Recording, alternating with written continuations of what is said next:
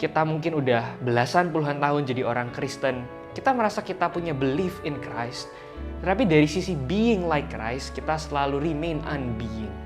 Kita selalu gagal untuk menjadi serupa dengan Kristus. Oleh karena itu di dalam ayat yang kita baca barusan, satu pertanyaan yang dikatakan oleh sang pemilik kebun anggur adalah, di manakah buah dari pohon ini? Ada seorang penulis yang pernah berkata bahwa even our repentance need to be repented of. Bahkan cara kita bertobat itu perlu dipertobatkan. Saudara, kenapa demikian? Karena mungkin di dalam kehidupan kita sebagai orang Kristen, seringkali kita nggak sungguh-sungguh bertobat. Seringkali apa yang kita sebut sebagai pertobatan rupanya nggak betul-betul mengubah kehidupan kita. Ritual pengakuan dosa yang kita lakukan di setiap hari Minggu nggak mengubah kita. Kita masih bergumul dengan dosa-dosa tertentu. Artinya ada something wrong dengan cara kita bertobat. Makanya penulis itu berkata, even our repentance need to be repented of. Bahkan kita harus bertobat di dalam cara kita bertobat. Ada seorang bapak gereja bernama Agustinus yang pernah mengisahkan kehidupan spiritualnya.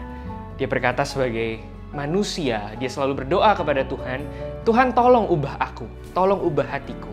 Tolong bantu aku supaya aku menang dari dosa-dosaku.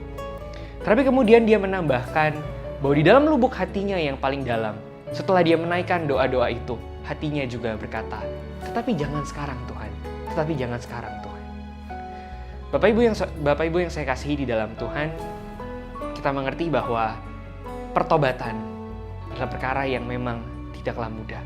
Sebagai orang Kristen, setiap kita dipanggil setiap hari untuk mematikan dosa yang ada di dalam diri kita.